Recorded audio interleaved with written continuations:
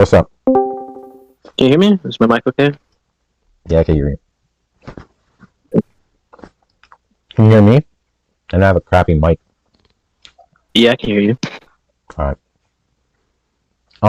So I remember I saw you from Danny's live. I don't really recollect what objections you tried raising against his view that I believe the topic was Christianity's nonsense or something like that.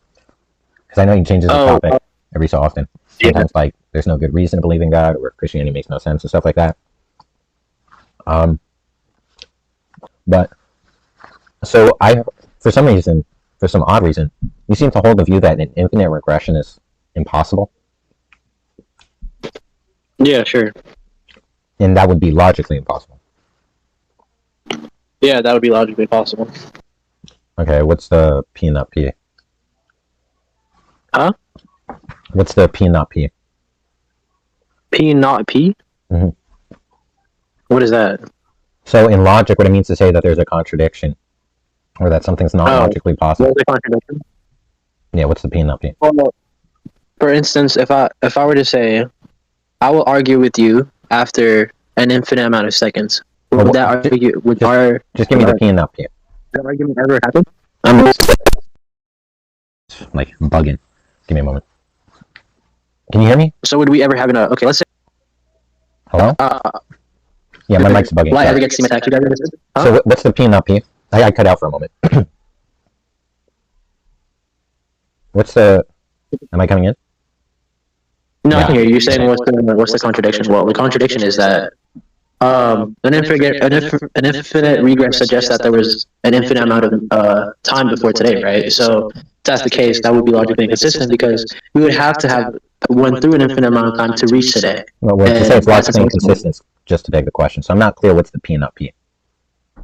It's impossible for us to go through. I'm clear. That's the proposition that's being disputed. I'm asking, what's the P and not P, right? What it means to say there's a contradiction is that there's going to be a conjunct of a proposition and that proposition's negation, right? Like if I say my shirt is all red and my shirt is also not all red simultaneously, that's going to be a contradiction, right? Because it can't possibly coexist the state of affairs in which the totality of the facets of my shirts are red and at the same time are not. So I'm not clear. What is P and then just the negation of that? Is the P going to be we can reach the present day? No, how can we even reach today if there was an infinite amount of days before today? I'm not clear what's the P and not P though. That's why I need clarity on. Right? You can derive the contradiction after you give me clarity as to what's going to be the actual contradiction that you're purporting. I mean, there doesn't have to be a contradiction for me to tell you the inconsistency here, right? Wait, wait. Yeah, hold on, dog. Yeah, I know, he doesn't. We're going to leave it at a 1v1. That's fine. Please, don't answer it. So, yeah, that's actually going to be necessary. What it means to say something is logically inconsistent or logically incoherent or not logically possible is that given the background information of the axioms and the laws of thought, or the axioms of logic or the laws of thought, that it's not going to be possible that we foreground this possibility, right? All it means to say something is possible is that it's consistent with the background of information, and that information is going to be logic, right? That's going to be the modal scope. But what is going to be, the only way that's going to be possible is if you first give me the P and not P and then derive that. Right? You can't just like give me a narrative that, oh, well, it takes infinite, seconds in the past to reach the present. That's not deriving. That's not giving me the P and not P nor deriving the contradiction. I see. Well, my whole objection is with the fact that we would have to go through an infinite amount of time before we can reach today. Yeah, but the issue is that's logically coherent. If that's okay, well then show me how that's logically coherent. Okay, so hold on, dog. Let me try and keep it. If anything, at the end, you can continue the conversation. Okay. This is the one thing. Yeah. So what it means to say something is logically possible is that it's going to be conducive to some background information of some system, right? That system can be nomological, which means scientific laws, right? Like it's going to be possible. It's not going to be possible, rather, that I jump and fly like Superman because of gravity, right? And, like forces like that within this system that is not going to allow for that action to be conducive to that system. Understand? That's what it means to say something's nomologically or scientifically impossible. But if I say something's logically impossible, then that means it's not going to be conducive to the laws of logic. But if it's not conducive to the laws of logic, you have to show me, at least first report the P and not P, and then establish the procedure in which you confer this conclusion. We would have to go through an infinite amount of days to reach today, and we cannot go through an infinite amount of days to reach today. Yeah, but that's to assert the claim, right? To say that it's not possible is just to say that it's impossible, and that's what's being disputed. So in order to understand and establish that it's not possible, you would need to know the conjunct of a proposition in negation, that which you're reporting, and then the procedure in which you establish that conclusion.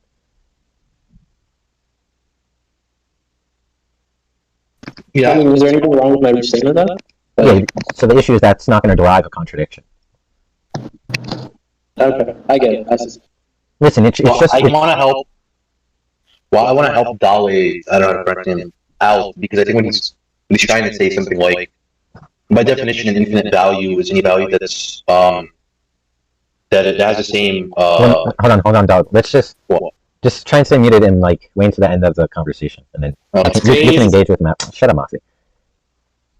Anyways, I saved you earlier, Moxie, from those people. It's like every time I join VC with Moxie, I have to, like, save Moxie out.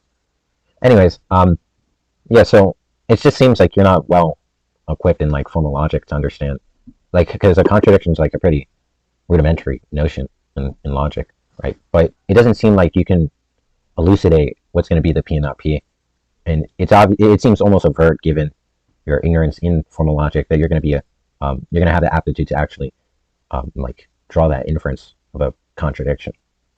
So it's just going to be logically coherent as long as it doesn't have any, that there's not going to be any incoherencies with the system. And if you're going to say it's incoherent with the system, which is just to say the laws of thought, which is to say that entails a contradiction, that's going to need to be supported. But if it's not the case, you can actually give the inference to derive that conclusion. It's just not going to seemingly be the case that it's inconsistent with the system. Sure, I haven't... Never mind. Was there any other things, if you want to move past this part, if there's any other things that you actually mentioned to Danny in reference to the view that Christianity is coherent, or God existing, or anything like that? Because I don't really have well recollection of exactly what else other than this infinite regression. I remember I'm still not like pretty knowledgeable in Christianity, so I'm like not here to defend that. Do you believe God exists? Yes. Do you think you can give your motivation for why that is? Sure, let's use like our own cosmological argument. Oh yeah, I forgot you gave that. Yeah.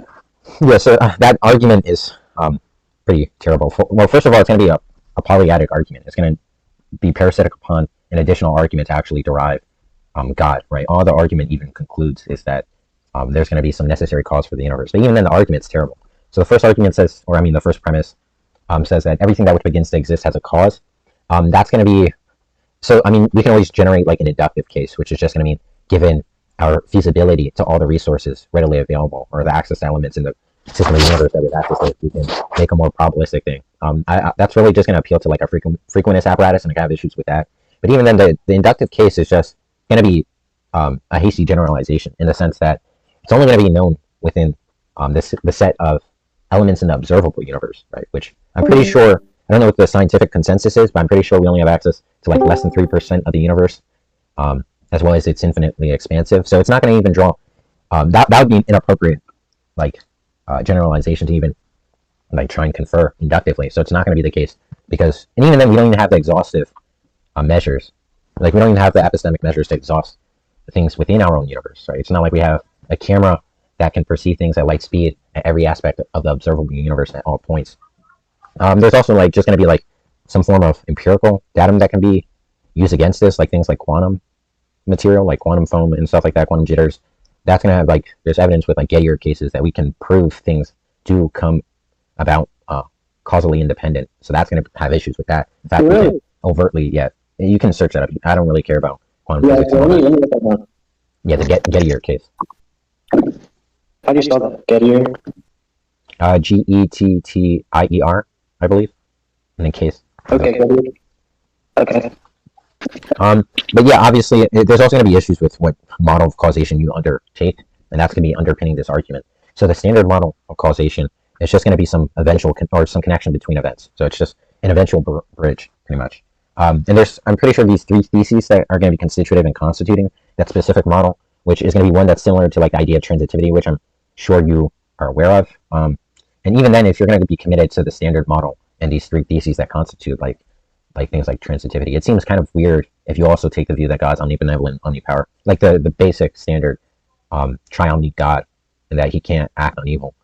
It just seems to be the case that like transitive issues are going to follow, right? Like it's like saying I didn't kill the guy even though I shot the gun, right? Because I just pressed the trigger, and then 20 other mechanistic facets of the system of the gun were then that which instantiated the state of affairs in which the bullet penetrated his body, right? It wasn't me. Wait, can you say that again? I don't get it. Yeah, so I can say that I pressed the trigger and then the spring, I only pressed the trigger. I didn't make the spring jump up and make the gunpowder, I didn't cause the entirety of the mechanism of the thing, right? It's like saying I kicked the ball, but I wasn't the one who made, like, the ball could have been kicked and not moved, right? And stood motionless.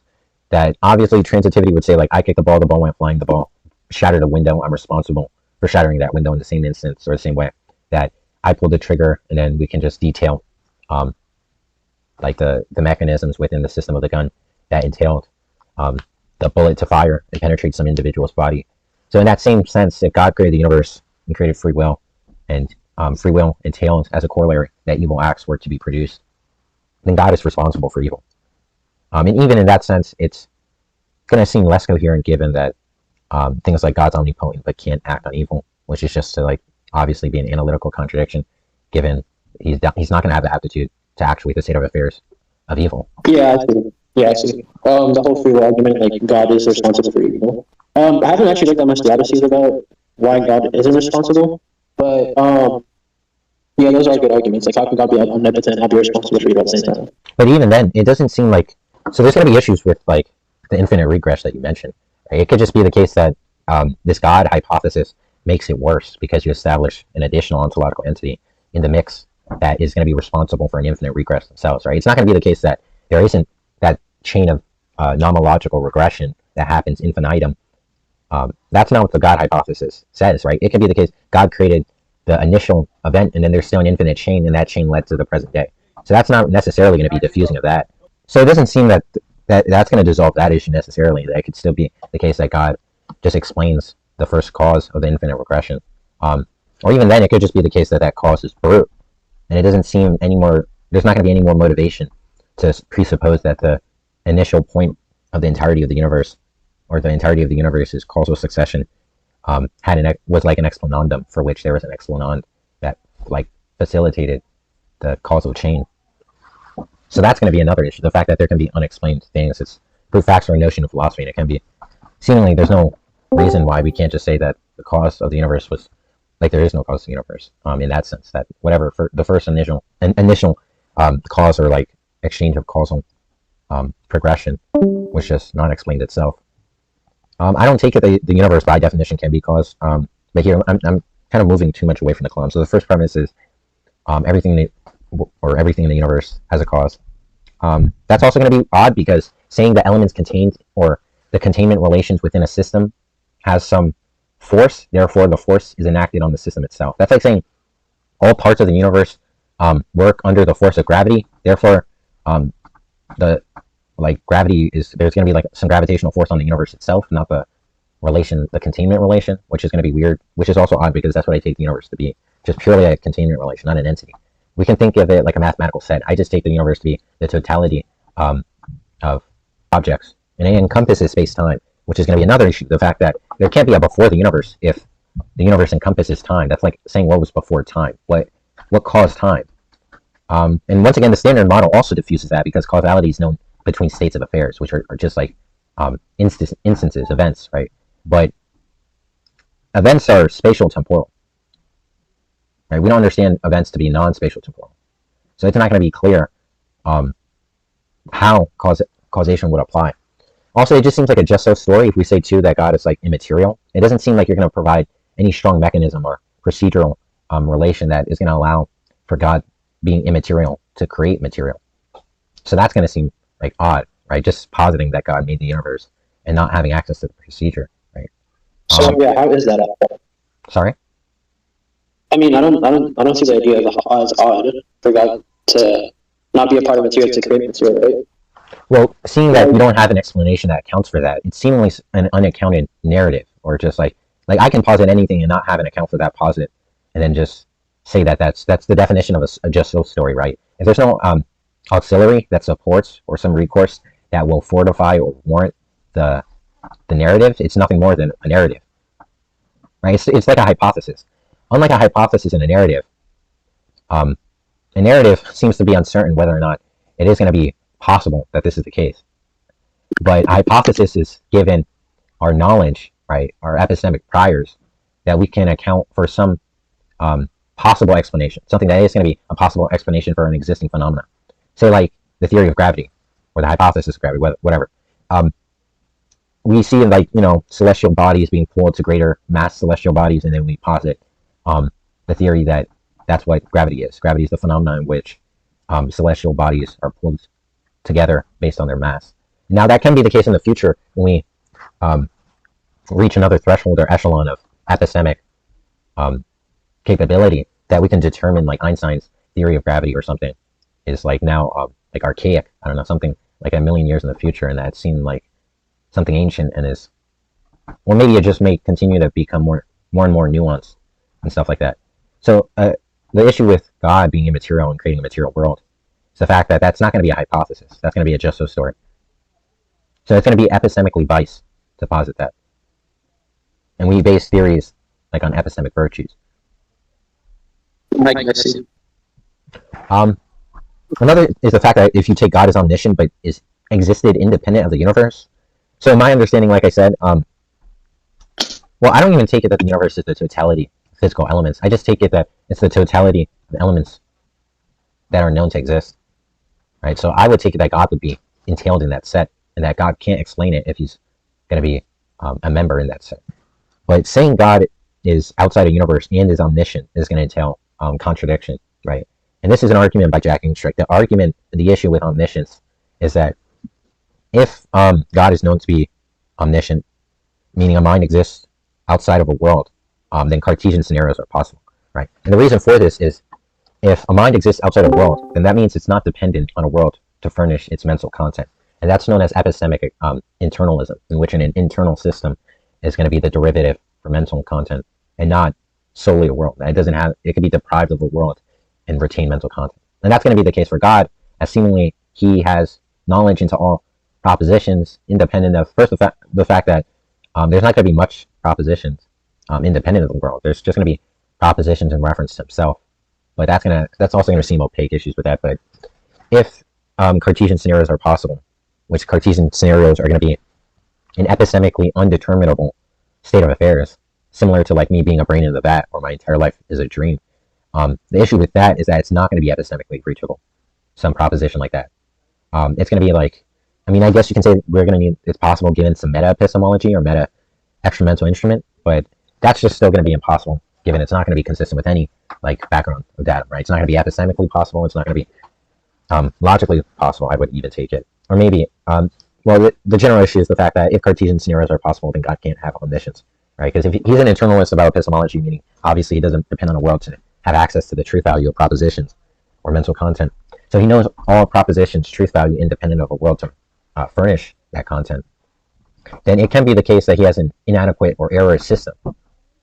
And the issue with that is that possibility of an error system. If God depends on this system of epistemology to have access to all propositions, then it's going to be circular for God to say that he can verify his own system. If it is the case, the system's errorist, and the errorist system will derive an errorist conclusion. I don't know if you understand that, right? So if you understand that... Sorry, I didn't understand anything you said. I'm lost, sorry. Okay, so if there's a system that's errorist, then using this system to verify the system would only reach an errorist conclusion. And if it is the case God is an external or an internalist about epistemology, meaning he furnishes mental content and access to propositions truth value independent of the world, then it can be the case that Cartesian scenarios are possible. And God wouldn't be able to verify this, both by the analyticity of the term or the phrase Cartesian scenario, and like showing methodological skepticism like this, and the fact that it's just not going to be like, we can illustrate this with the fact that if the system is errorist, the possibility of the system errorist, and it's going to be a proposition that God's system of epistemology is errorist, God will know that it's false that his system of epistemology is errorist using that same system that's in question, right? That's just going to be a circular argument. So it's not going to be epistemically determinable by God that his system is not errorist. And if that means he can't verify a proposition, and given the analytics of God, meaning he has omniscience as an omni-property constitutive of his being, then it's just going to fail to be the case that God is omniscience, given he has the inability to access this one proposition, and this possibility of this one proposition would actually entail that he may know nothing at all as well, right? That can lead to like some what is it called? Universal skepticism, or just global skepticism. So that's why omniscience is going to be impossible. And I mean, there's just going to be an infinite set. Like, there's not even going to be clear, because I take it that in order for an agent to deliberate some action, they're going to have some motivation, right? It's not going to be like the case that one acts, accordance with no motivation. That doesn't even seem clear if it's possible that some agent can deliberate on, or not even deliberate, because I guess act upon arbitrary states of affairs, or they produce a state of affairs that's arbitrary. I don't think that's going to be psychologically or mentally possible. I don't know if those are not going to be real modal categories. Maybe psychological might be one, maybe, I'm not clear, but it just doesn't make sense, right? Like, what does it mean to say John punched his sister for no reason? Like, it's not going to be the case that even if he doesn't have some strong urge to punch her, that he didn't have the intention, right? It's not like he cannot think of the proposition or the action of me punching my sister and then deliberate on something he never intended to, like, foreground that act, right? So it's obvious that they're going to have an intention, and that intentions are in correspondence with some mental content given that time for which they have the desire to actuate. So if God, obviously being an agent and a mind, he made a world, right? He decided to create a universe. What is going to be the motivations for that? Now, we can say we just don't have access to God's motivation, and that would entail skeptical theism, which is to say that God's actions may not be justified, right? The possibility they're not justified given we don't have access to the justification ourselves. To say there's going to be like dogmatic theists who claim, oh, well, it is the case all actions of God are just, even insofar we don't have the epistemic instrument in inferring that it's a justified action. That's just not going to be an epistemically possible conclusion that's still going to have a truth value, which is just going to be, obviously, that's just going to be an asinine view. It's just going to be an unjust view, right? It's just saying, well, we're going to have faith in it, which is pretty much just to concede that they commit to a proposition that which they can justify. It's like me saying I know God is false as an atheist, and you ask me what's the argument, and I say I know God's false on faith, right? It's just going to be like something that's not going to be interesting, and I'm not going to take anyone genuine who says something as unintelligent as that. But if you do commit to skeptical theism, then that's going to lead to global skepticism in the sense that if it's the case that it's possible God had no motivation to create a universe, then it's possible God didn't create a universe. And if it is the case, let's say by some analytics, right, depending on how you cash out God, God is defined to be that which created the world or the universe, and there is no creator of the universe, then it's the case God doesn't exist. And if God doesn't exist, then I only know things independent of revelation via my sensory datum or my cognitive faculties. And if that's the case, that I only know truth by my cognitive faculties, then it's also possible my cognitive faculties have some failure, right? Like the same errorist thing as God's. And then if that's the case, it can be the case I'm dreaming and I'm a brain in the back. And then that just leads me to skepticism about all propositions. So that's going to be an issue with saying that there is going to be a motivation for God creating the universe that you don't have access to, right? Dogmatic theism. But then saying there isn't, or there might not be a justification, it's just going to lead you to global skepticism. And it's just going to be the case we don't have access to the mental states of God, right? So it's not going to be clear why God had this desire or motivation to create a world. So it's going to seem unlikely. And this is also going to like dissolve like things like fine-tuning arguments, like, the world is so fine-tuned, but it's going to be less predicted. Actually, it's going to be almost like, it's just going to be infinitely more likely that the world came about without a God, given that there's going to be infinitely more conceptual models of the world that can be thought of, given especially God is omniscient and omnipotent. Like God could have made a world in which oxygen doesn't exist, right? We don't need to breathe oxygen to survive if God is omnipotent. He can make creatures that don't depend on oxygen, right? So it's not going to be more predictable that God creates a world of oxygen as opposed to not, right? And there's going to be literally infinite possible models of a world God can create. So it's going to be an infinitesimal probability God creates this existing world or state of affairs.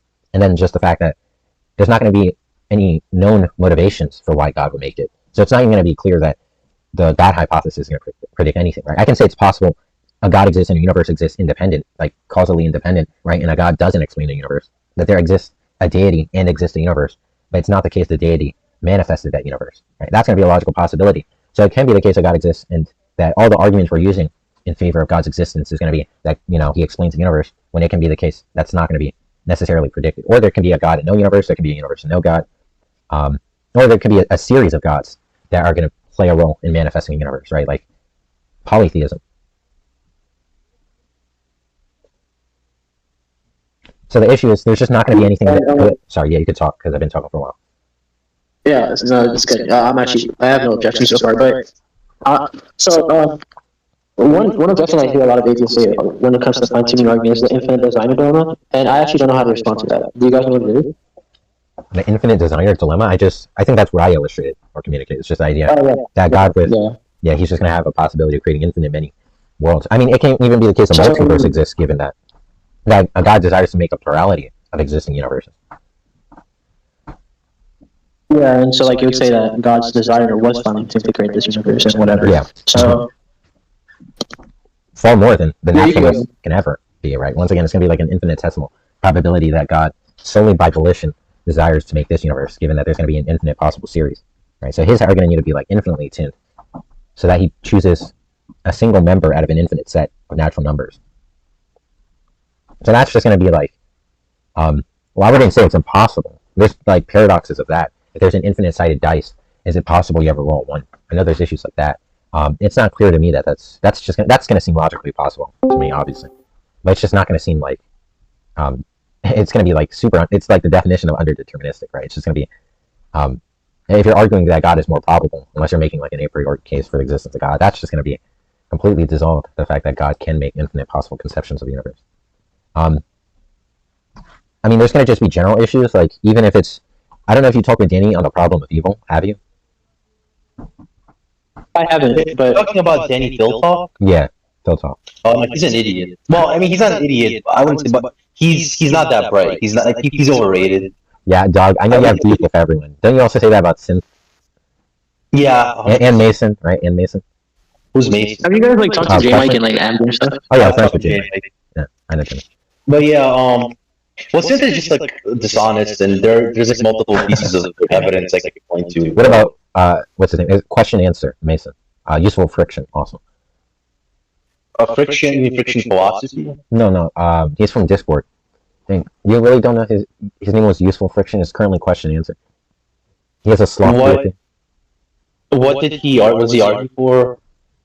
I just believe he had beef with you in the past, to my recollection. I can't. I mean, I have beef with everyone. Yeah, you do. But Danny from Philtalk is like, he gives arguments that I think don't make sense. Like, he'll defend the logical problem of evil, but I don't think he has a good response to some of the objections, like free will defense. Or you don't even have to say free will. I mean, you could just say God is obligated to create like an indeterministic universe. There's other responses that I've heard to the logical problem of evil, like, for example, saying things that, like, yeah, it actually might be logically impossible. Like, we might be living in the best logically possible world. Also, do you have beef with Jack? Well, on some issues, yeah. Or Detroiter? I actually didn't debate Detroiter. Well, I have issues, yeah, I mean, I disagree with Detroiter on his field of mind stuff, I don't think. Who do you not disagree with? Like, who do you not have beef with? Someone who's, like, big in the community. Have you ever argued with DS? Yes. Okay. That's predictable. I can't remember what I argued with him on. I think I agree with his field of mind. Like, he has altered his position on field of mind to be more close to mine. I think in the past, I had a disagreement with him on scientific realism. Like, he wants to say that scientific realism is possible, or like makes sense under, what is it, under pragmatism, under like his version of pragmatism. But I mean, I don't really think that. I think his version of like what he calls scientific realism, when you translate it to the scientific anti-realist like language, if you know what I mean, it'll just end up being the same thing, right? Like when you define what his idea of truth is, it would just entail, there's like no substantive difference between scientific anti-realism and his position, right? Or at least scientific anti-realism on the correspondence theory of truth and his idea of truth, right? Like, there's no substantive debate in it. I mean, I would take it most people are just pluralists about theories of truth. Like, I wouldn't ever think I'd be like a monist about like truth theory. But yeah, I mean, I'm gonna just continue the conversation because I know you're pretty known. You haven't been debating much often. Like, I don't ever see you run anymore. It's actually. Oh no, I'm definitely around. I don't know. Like people have stopped debating me. Like I don't know. I think you should try debating Mason if you don't remember him. Maybe arguing with him you might re-remember. But I'm sure there's going to be something y'all disagree. Do you remember what I argued with them on? Or no idea. I definitely don't. I remember Synth was also there. I think listening when you were arguing with Mason. Oh, do you remember Turns? Maybe he was there too watching. I think Turns sounds more familiar. Okay. Yeah, I think maybe I remember Turns. Okay. So also, what did I call you, Dale? Or for real? I don't. Yeah, you can. That's fine. Your mic cut out. You said Dale. That's fine. Yeah, that's fine. All right.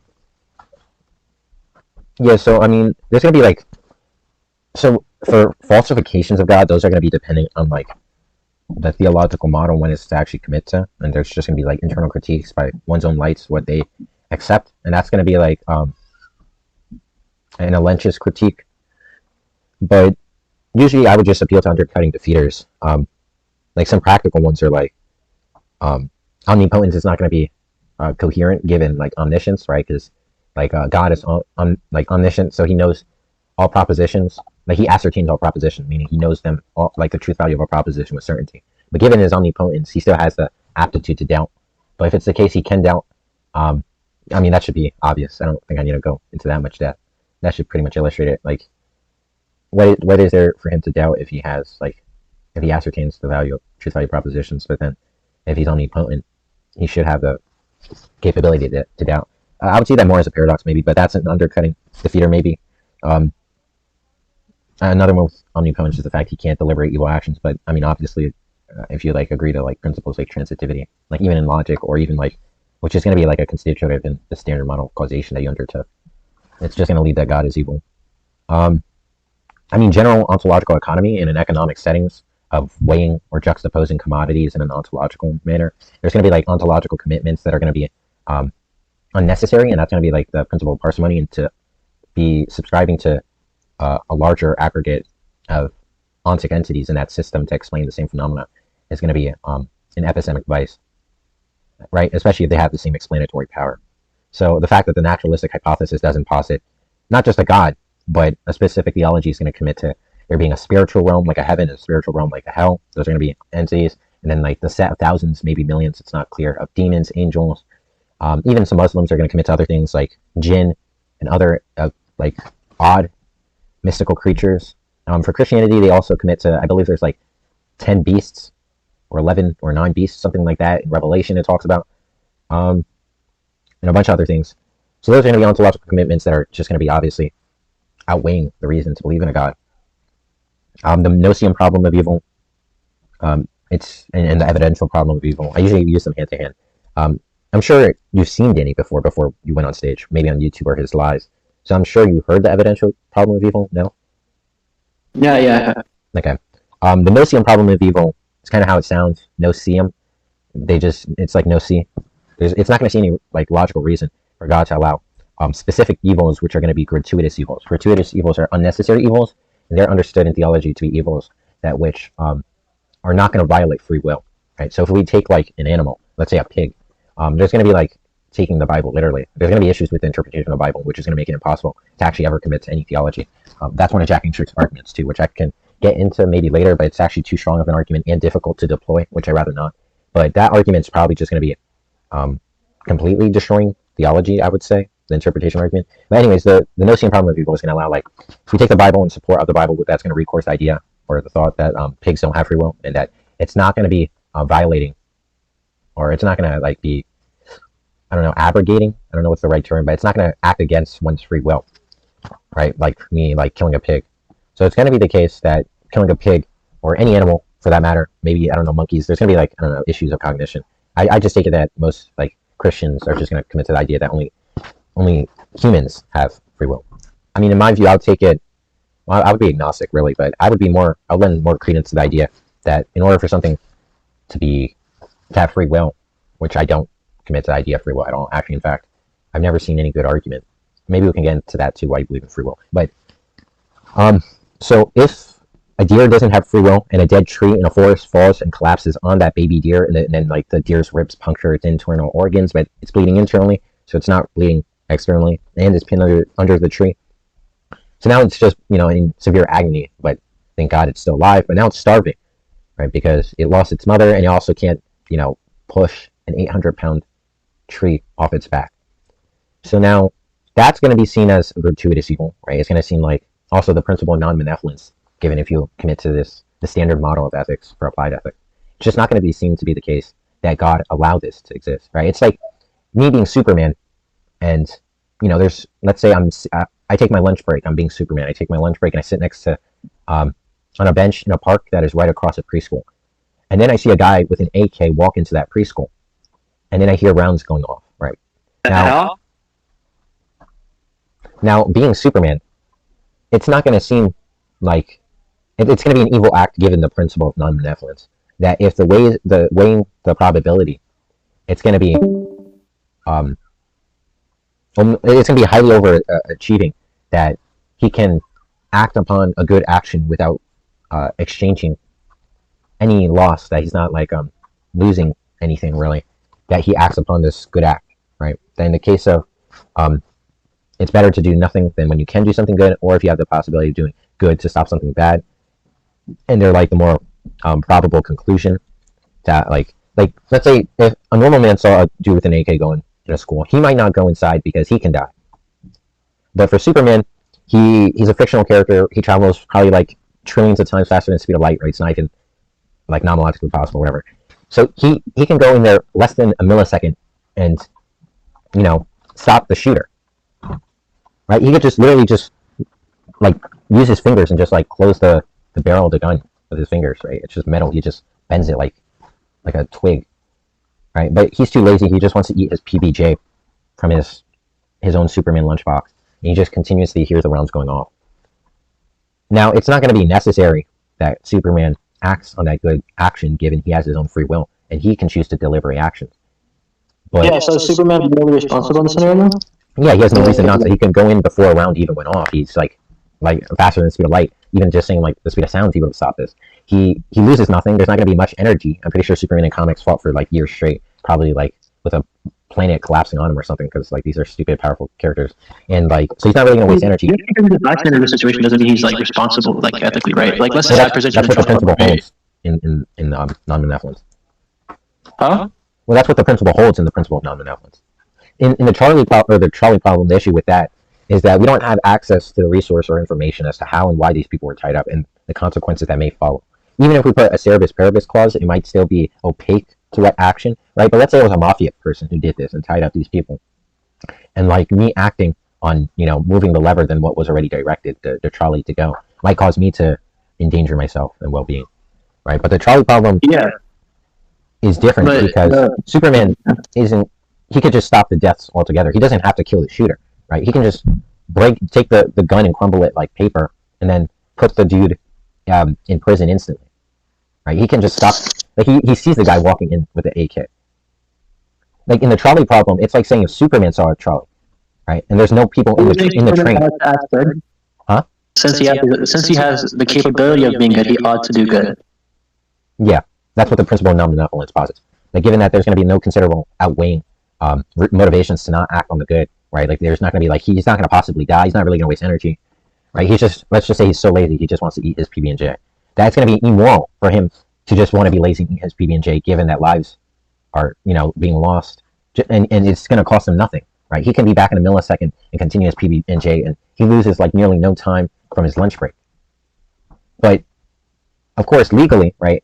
He's not going to be like accounted as a legal responsibility for desiring not to, right? He's not going to be charged for anything. But ethically, it's going to be seen that why did Superman not do anything? Obviously, in a real life scenario, if that was the case, and there's cameras seeing that Superman is there, and we know what Superman is, he's just a god, and he can pretty much do whatever he wants. He could like laser the planet to death. There's no, like, obviously society is going to like shame him. So that's going to be one issue, the notion problem of evil, in which God can just like stop animal suffering or gratuitous evils, right? They don't violate free will. They have better outcomes generally, right? Even like say something like a natural forest fire, right? Not caused by human cigarettes that are like not put out right in the forest. It's just a natural fire, and then a bunch of humans are dying, animals are dying, natural resources, right? Why does God not act or embark on actuating the best possible state of affairs. Now that's just an undercutter, right? It doesn't disprove God. It's just like, why is this not the case if it's omnibenevolent? And it seems to represent some intuitive incoherency. Now, there's other people who try and overcome this with like saying it's a pro-toto evil, which that's just going to cause bigger issues, which that's going to lead to the fact that evil doesn't exist, all things considered. And then if that's because if it is the case that gratuitous evils are necessary, then that means they're not gratuitous, right? Because what gratuitous evil means is non-necessary evil. So that means every evil act that is to play out in the entirety of the span of the universe by agents is therefore going to be a necessary act. Now, this may also be seen as entailing determinism, which is going to seem like motivations for why it's the case. God, like free will doesn't exist, unless you say that just evil actions are going to be necessary to be undertaken, even if they're not specific, arranged state of affairs, which is also going to be equally, if not worse. So if every action or every evil action is going to be necessary to be undertaken, then that means it's going to be needed in the eyes of God. So if it were the case, evil were not to exist, under some conceptual analysis of God's mental states, given this, that's going to mean God rather have a world in which evil exists rather than pure good. And that's going to be a reductio in itself. But then that's going to mean that evil doesn't exist, because evil is understood in morality to mean that which ought not occur, all things considered. Right? Like, we can put this in a utilitarian framework. It doesn't really matter which framework of morals you hold. But, you know, killing is just not going to be seen as a good action, all things considered. Right? Unless there's going to be like consequentialism or contextualism that are going to be, like, let's say in the state of affairs in which, let's say an intruder breaks into your house with a gun, trying to shoot up your family and your father.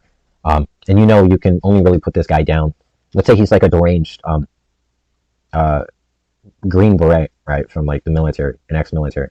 You know the only way you can really protect your family is by killing this man, right?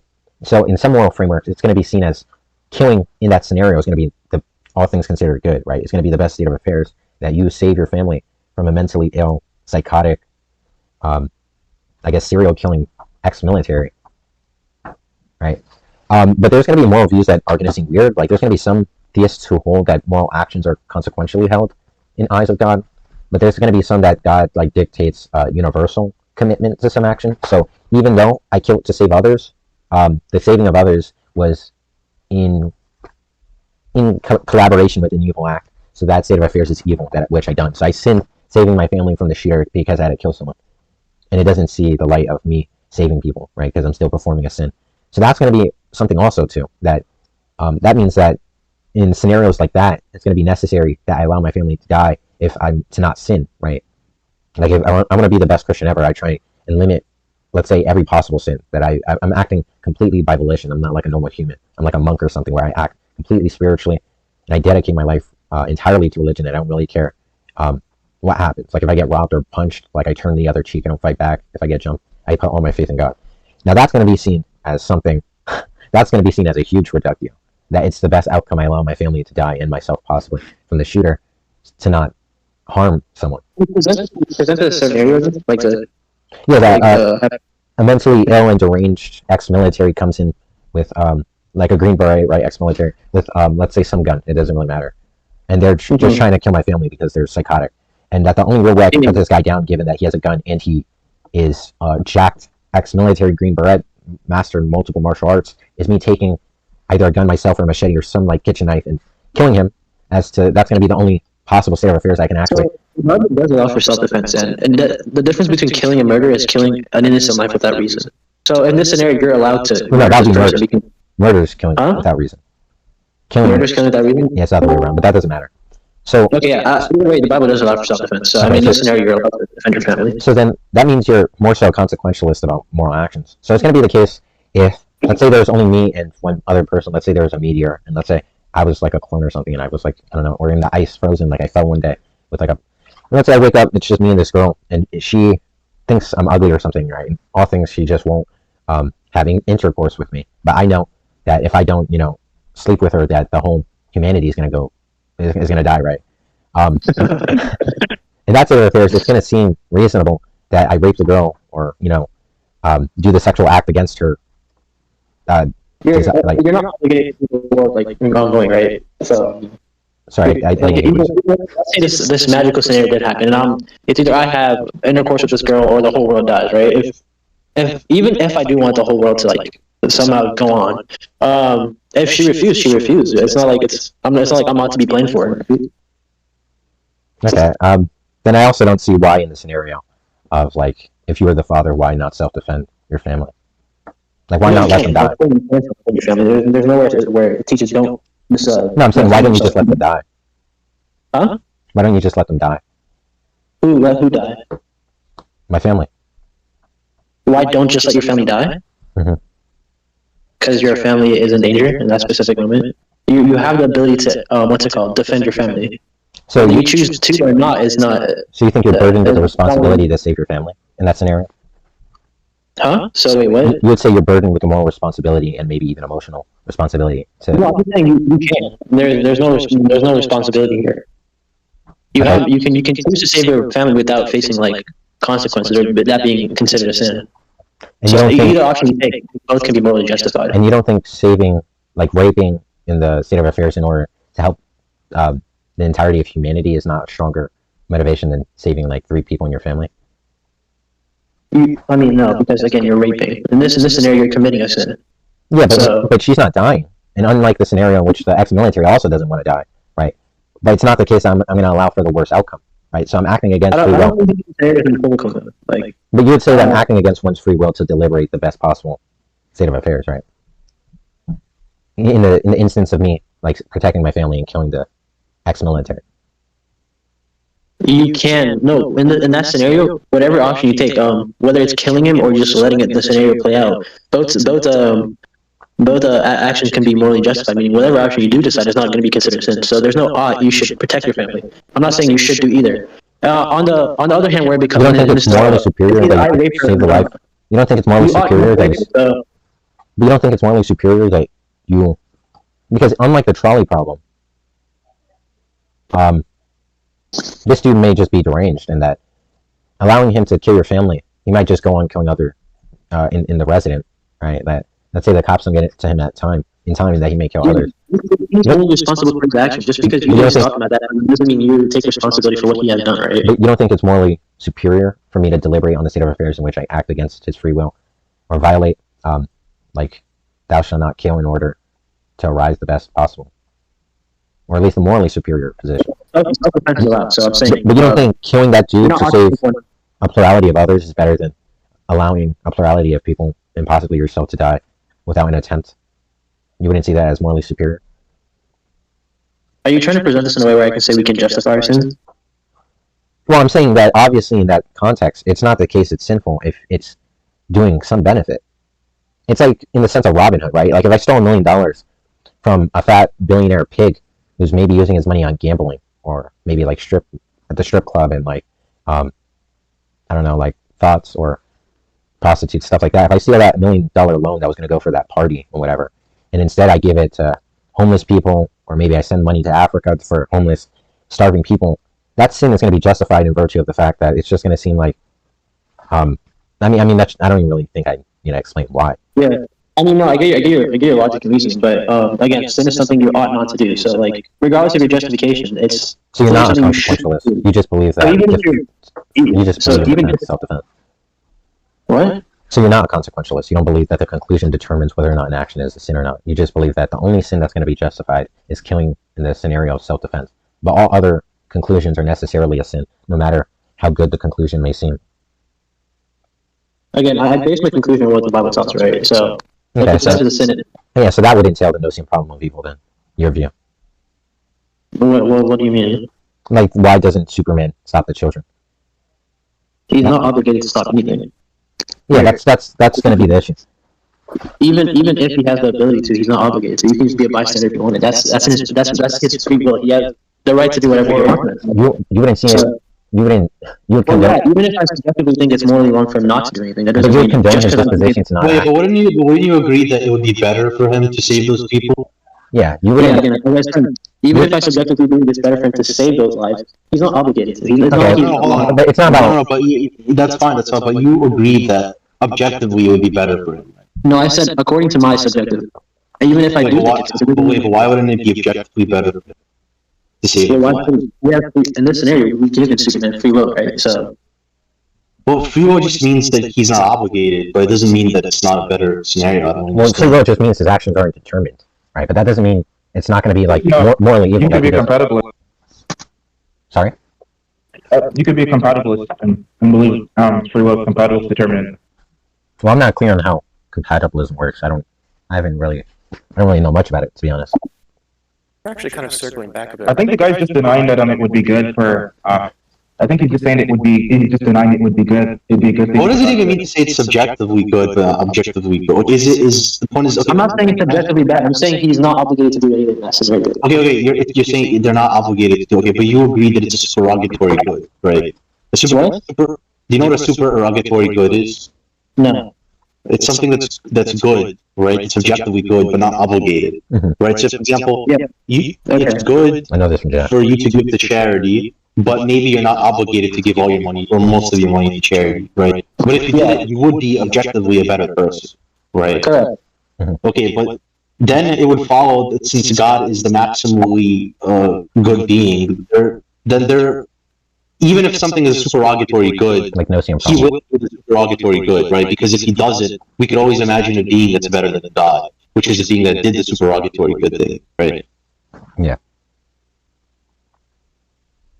I see. So, How you can. does that get to the point, though? Well, the issue is that it's still going to be seen that one action is going to be morally superior to another, but it's not going to deal with like some deontic property of the moral action. So it's not going to be obligational that one undertakes the action. I got the point, Doug. I thought Doug was trying to say that. Wait, Doug, are you trying to say that this would contradict? Are you saying that this would contradict God being all good because there could be an action God could perform that would be better than what he's doing right now or something? Yeah, that's right. Yeah. Okay. Yeah, that's what I understood. So then, I guess in that sense, the no-seen problem of evil can be seen as, I guess, even a contradiction. There's also, do you take it that God's a perfect being? Well, yeah, of course.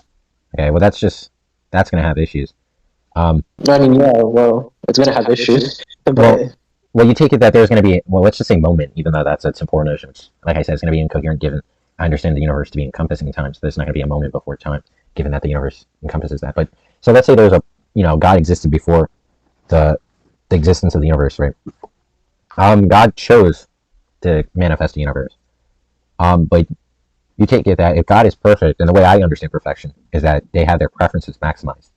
But if it's the case that God's preferences were maximized, it can't be the case that he desired to create a universe and instantiated that desire, given that he's perfect, right? Like, it's like saying, if I have a perfect island, and then I say I wish there was a coconut right there next to the shore, right? Now, if it's a perfect island, then the preference of the island as to my perspective is going to be maximized. But that's the case that there's going to be some additional things that we can supply to improve the island. So it's not the case the island is perfect. But if it's the case God desires praise from agents in the universe by free will, and God's understood to be perfect, then he already existingly has his preferences maximized. And it seems to be unclear why God, almost arbitrary that he undertakes the action of manifesting the universe. Because it's not going to raise it's not going to raise his preference anymore, unless it's the case he's not a perfect being. So that's going to entail a contradiction, given that you commit that he's perfect. Can you say the island thing again? Yeah, so if I have an island, I say it's a perfect island, right? It's an imperfect conceptual island I can ever have. And then I say, well, actually, I just wish there was one more tree, maybe a coconut tree, right over there in that bush. That would make that island better. Then it's not the case the island, as I initially said, was perfect, given that it doesn't maximize the preference of the island as I perceive it, right? There's still a better scenario or possible island in which there's that coconut tree by the bushes. So, well, what would the perfect island even look like, for instance? Well, that's just going to be, I guess you can say that's agent relative, and that's not really going to matter. But if it's the case God is perfect, meaning he already has his preferences maximized, then it's not coherent for him to manifest the universe, given that he already has existing preferences in his solely state of being. Oh, I see. Yeah. Not only that, but that only arises a worse state of affairs, right? Because it's going to be the case that before God made the universe, it was only him, and God was a morally perfect being. And then he instantiated the state of affairs in which there's a universe full of sin and him, a perfect being. Okay. So that's, in that sense, that's just going to be like diluting the waters. And it's not going to be clear why God desired. And like I said, this plays back to the initial criticism I gave about like causation and the commitment to like transitivity, and how it's going to be like the case that the person who pulls the trigger of a gun is going to be responsible transitively, right? That's the case they pulled one trigger, and then the mechanisms of the gun right? And then we can put all these nuances of nomological explanation. But it's still going to be the case that that causal connection is going to be parasitic upon the initial cause. So it's still going to be the case that God's going to be evil in that view. I get it. Okay. I'm gonna write this down real quick. And Well, I think the argument has already been formalized if you want to put it in. I'm thinking to write down, I just need to find this. I know, it's an off piece of paper. I just need to find it. Okay.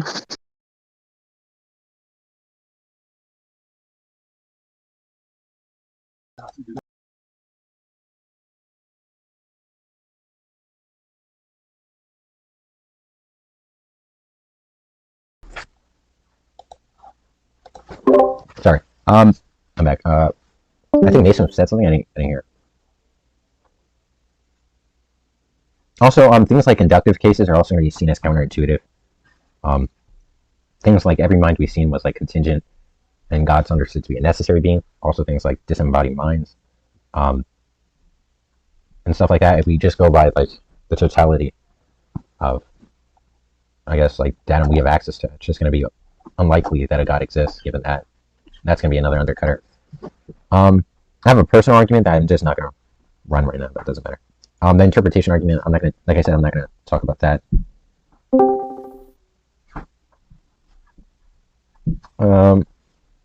Yeah, never mind. I can't find it. Also, like things like your moral compass is going to be odd. Like, I'm sure you know the Euthyphro's dilemma. Euthyphro's dilemma. Like, I can send, I don't know what your name is. I can send you the paper, but I can't find, like, I can't find where he formalized the argument. When you find it, just send it to me. I'll just send you the paper right now, and then you can. Do you know the Euthyphro's dilemma or no?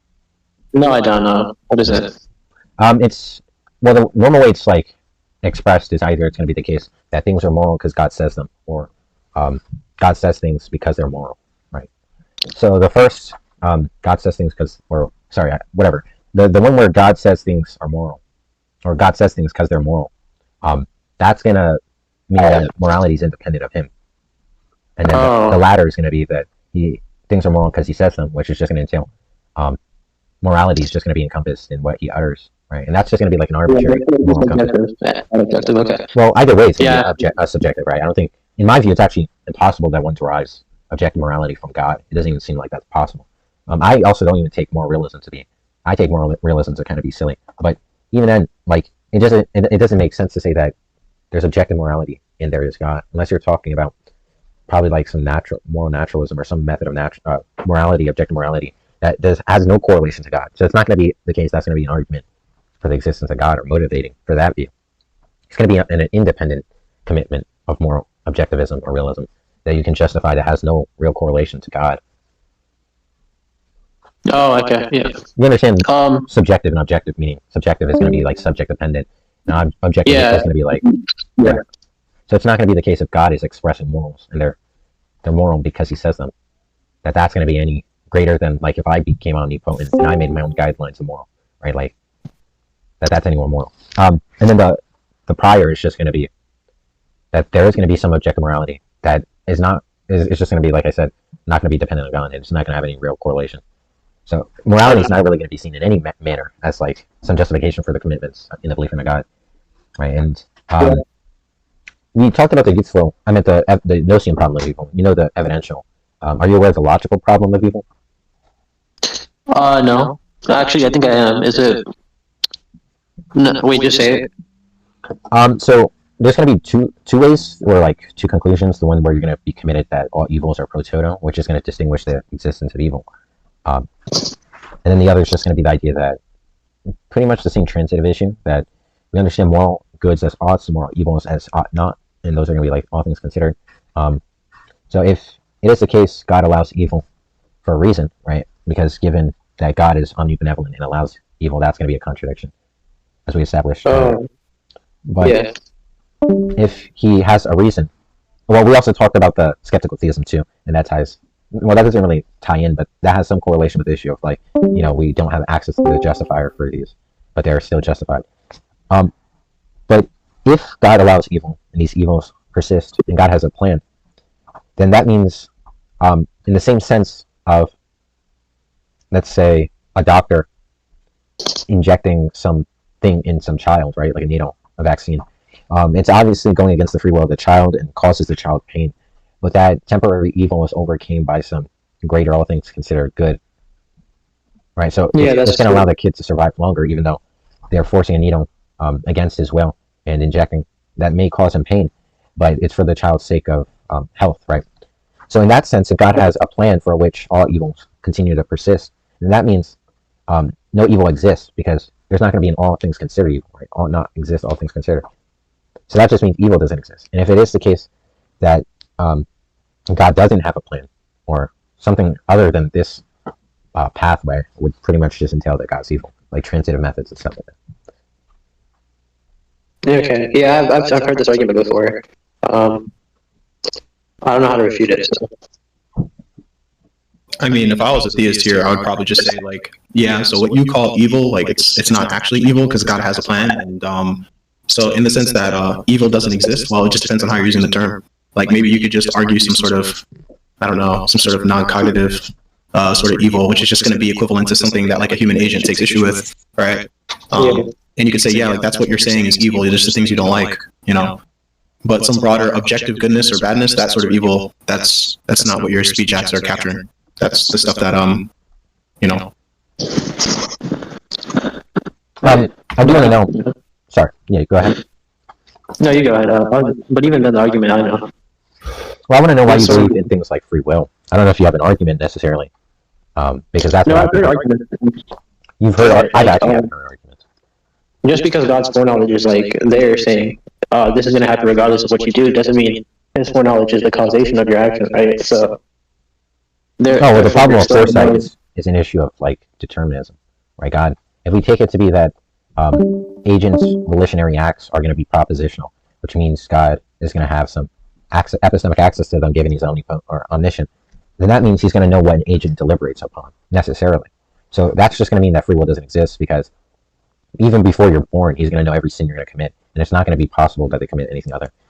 Like this other version of or just like general libertarian free will, it's going to hold like acts, because what it means to say that there's free will is that it's not going to be external conditions that are going to necessarily confer some outcome, and that there's going to be some internal condition that God's not going to have access to, and that's in some sense not going to violate God's omniscience, which I'm not entirely clear on how that is. But with that view, God has access to all the possible. He's going to have infinite possible conceptual states of affairs that He can see that individual undertaking, but He's not going to know which one of which they're going to choose necessarily. I find that view to be still kind of like silly, and it doesn't really overcome much, nor does it seems like a just so story. I haven't seen any formal or even like just natural language arguments. Sorry? So the view that God doesn't know what you're going to do? Yeah, given that the agent freely determines the outcome, and that God only it tries to limit God's knowledge, that He only has knowledge to external conditions, and that they just rule out internal conditions to being elements of the system, of the set of epistemic elements that He has access to with His omniscience, which just doesn't seem clear to me how that. Yeah, because like even how would He be able to make prophecies, right? Well, things like that too, but it's just going to seem like they're going to be committed to rejecting that internal conditions are going to be like propositional, maybe truth app. Or the fact that God is omniscient entirely, because He has. Well, actually, that's like kind of the same thing. Yeah. Oh, I can go now. I mean, I got a lot of takeaways from this argument. I'm not even arguing, but just you one side of it. Well, maybe next time we talk, since I did most of the talking from my position of atheism and like critiques and falsifications of God, maybe you can give what convinces you of God, what arguments you have for certain commitments of your theology, and just maybe general arguments for the existence of God and stuff like that, and we can talk about that. Yeah, okay. Well, thank you for having me. I better get going. All right, have a good one, I guess.